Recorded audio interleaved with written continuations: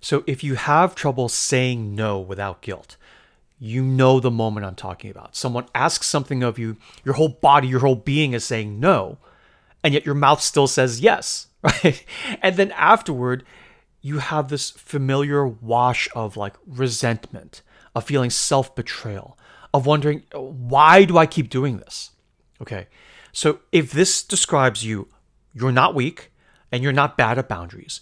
You're simply running a survival reflex, right, from earlier in your life, which makes you believe that saying no is actually dangerous and unsafe. And realizing that this is what's happening is where the real healing begins. You see, when you're a people pleaser, most people pleasers don't say yes because they actually want to. They say yes because once upon a time, when they said no, it came with a price. Disapproval, shaming, emotional withdrawal, punishment, loss of love, right? And so because you're not stupid, very quickly you realized, okay, I need to do something different. So your body learned a reflex that at the time felt wise and safe, which is just stay safe, just say yes, just go along to get along. And it worked for a time until now in adulthood, you're like, I've been doing this for decades. I cannot do this another day. And it becomes completely unsustainable. So here's what I want you to know. Now, as an adult, saying no is not rebellion. It's not selfishness. It's not betrayal. It's actually repair. It's actually healing. It's actually your body and your nervous system catching up to the truth of now, which is, as an adult, you can actually set a boundary and still be loved, and still be worthy, and still be safe. Okay?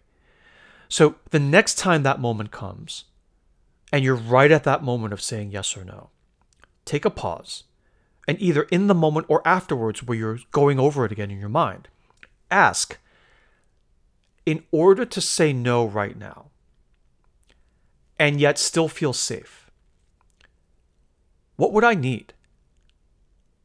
Right?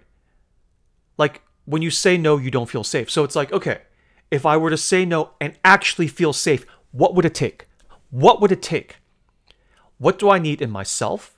And what do I need in this relationship, right, to be different in order for me to be able to say my true, honest no and still feel safe? Okay. And in that moment, you may still say yes. I mean, it's a rounding error at that point. Like one more time won't make a big difference, right?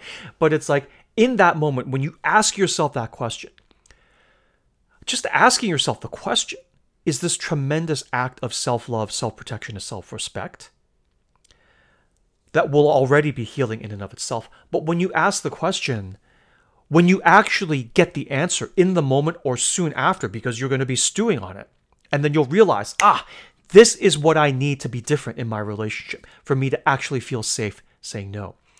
That answer will change everything. It will start you on the path to the next chapter of your life where you feel this next level of safety and freedom and ability to speak your truth, which, in this case would have been no.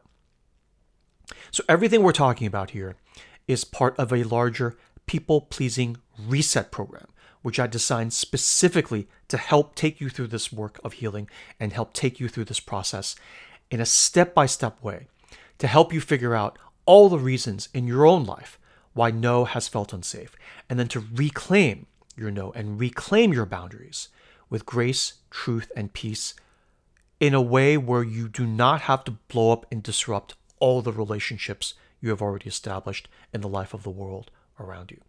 Okay.